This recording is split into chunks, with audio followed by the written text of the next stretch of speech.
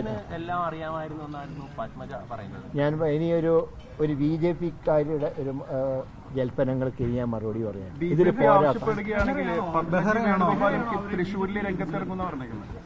ആർക്കും രംഗത്തിറങ്ങാം. BJP ആരെയാണ് രംഗത്തിറക്കേണ്ടത് എന്ന് അവർക്കാണ് തീരുമാനിക്കുന്നത്.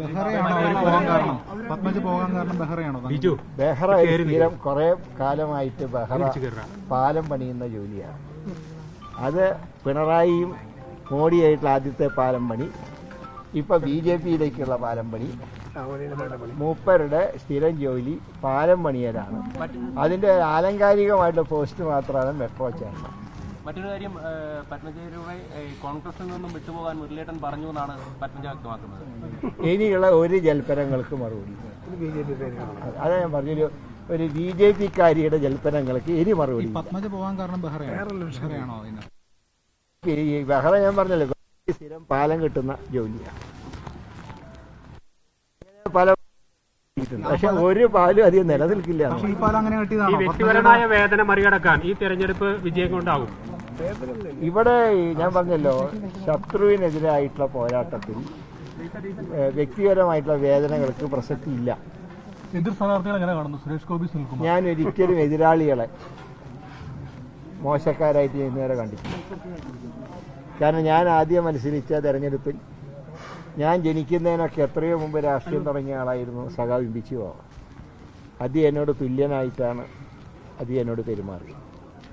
നമ്മൾ പലപ്പോഴും എതിർവശത്ത് നിൽക്കുന്നവരുടെ നല്ല ചില ക്വാളിറ്റികൾ നമ്മൾ ഉൾക്കൊള്ളണം. ഞാൻ അന്ന് ഇമ്പിച്ചു പോവാം എന്നോട് കാണിച്ച ആ തുല്യമായിട്ടുള്ള മനോഭാവം അത് തുറന്നുള്ള എല്ലാ തെരഞ്ഞെടുപ്പിലും ഞാൻ എൻ്റെ എതിർപക്ഷത്തിൽ നിൽക്കുന്നവരോട് ഞാൻ കാണിച്ചിട്ടുണ്ട്. പാർട്ടി ഏൽപ്പിക്കുന്ന ദൗത്യമായിട്ടെടുക്കുക. അതിൽ വ്യക്തികളുടെ താല്പര്യങ്ങൾക്ക് പ്രസക്തി. ഒരു പത്മജ വേണുഗോപാൽ പോകാൻ കാരണം ബെഹ്റ തന്നെയാണെന്നാണ് വിശ്വസിക്കുന്നത്. അതിനിപ്പോൾ അതിനെക്കുറിച്ച് ഒരു ചർച്ചയിലേക്ക് പോകേണ്ട കാര്യം. എങ്ങനെ പോയി എന്നുള്ള യാഥാർത്ഥ്യം, എങ്ങനെ പോയി എന്നുള്ളതിന്റെ ഗവേഷണത്തിന്റെ സമയം. കെ കരുണാകരന്റെ അധ്യക്ഷണം കൊള്ളുന്ന സ്ഥലത്ത് ഏതൊരു ഇന്ത്യൻ പൗരനും പുഷ്പാർച്ചന നടത്താം. പക്ഷേ പതാക ഏർപ്പാടൊന്നും നടക്കില്ല. ഈ TN പ്രതാപൻ ഇപ്പൊ വളരെ മുന്നോട്ട് പോയിരുന്നു. അദ്ദേഹം അങ്ങേക്ക് വേണ്ടി മാറുകയാണ്. അദ്ദേഹം പാർട്ടിയുടെ നയങ്ങൾ അധികം അംഗീകരിച്ചു. അദ്ദേഹത്തിനെ പോലെ തന്നെ ഞാനും അവിടെ പോസ്റ്ററൊക്കെ അടിച്ച് പ്രചരണം തുടങ്ങിയതാണ്. വടകരയുള്ളവർക്ക് പിന്നെ ഇതൊരു മുമ്പ് ഒരു അനുഭവമുണ്ട്. 1971 ലീലാ ദാമോദരൻ്റെ പേര് പ്രഖ്യാപിച്ച് ഉണ്ണികൃഷ്ണൻ വന്നപ്പോൾ ഒരു മാറ്റി എഴുതിയ ശീലം 1971 വടകരയിലുണ്ട്. അത് കുറേ വർഷങ്ങൾക്ക് ശേഷമാണ് ഇത്തവണ അവർക്ക് വീണ്ടും അത് ആവർത്തിക്കേണ്ടി വന്നത്. പക്ഷേ ആ പോരാട്ടത്തിൻ്റെ കാര്യങ്ങൾ അവർ നല്ലവർ ഉൾക്കൊള്ളുന്നവരാണ് വടകരക്കാർ. അതുകൊണ്ട് തന്നെ ലീലാ ദാമോദരനെ മാറ്റി ഉണ്ണികൃഷ്ണൻ വന്നപ്പോഴും അതേ ഉണ്ണികൃഷ്ണൻ നല്ല ഭൂരിപക്ഷത്തോടെ അവർ വിജയിപ്പിച്ചു. അതുപോലെ തന്നെ ഷാഫി പറമ്പിലും നല്ല ഭൂരിപക്ഷത്തോടെ വിജയിക്കും. തൃശ്ശൂർ UDF നല്ല ഭൂരിപക്ഷത്തിൽ ഇവിടെയും വിജയിക്കാൻ തീർച്ചയായിട്ടും. ഇപ്പം ഞാൻ പറയും, മുൻകാലങ്ങളിലെ സാഹചര്യമല്ല ഇന്നുള്ളത്. മുൻകാലങ്ങളിൽ വന്ന രാഷ്ട്രീയ സാഹചര്യം വ്യത്യസ്തമായിരുന്നു. കോൺഗ്രസ് പാർട്ടിയിലെ ഗ്രൂപ്പിസം ശക്തമായി നിലനിന്ന കാലമായി. അന്നത്തെ കാലത്തെ കോൺഗ്രസിൻ്റെ ചില നടപടികളോടും ഗ്രൂപ്പിസത്തിനോടും ജനങ്ങൾക്ക് ശക്തമായിട്ടുള്ള എതിർപ്പുണ്ടായിരുന്നു.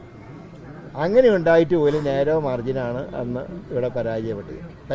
ഇന്ന് അങ്ങനെയല്ല. ഇന്ന് ജനം കോൺഗ്രസിൻ്റെ പ്രാധാന്യം, UDFന്റെ പ്രാധാന്യം മനസ്സിലാക്കിക്കൊണ്ട് തന്നെ UDFന് വോട്ട് ചെയ്യും. നിലവിലുള്ള MP ആണോ താങ്കളുടെ തെരഞ്ഞെടുപ്പ് പ്രവർത്തനം ചുക്കാൻ പിടിക്കുന്നത്? തീർച്ചയായിട്ടും.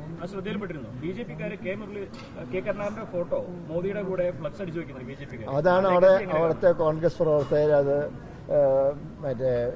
വലിച്ചു കയറി കളഞ്ഞതിന്റെ കാരണം. കെ കരുണാകരനെ അങ്ങനെ സംഖ്യയാക്കാൻ ആര് വിചാരിച്ചാലും നടക്കില്ല. അനുവദിക്കില്ല.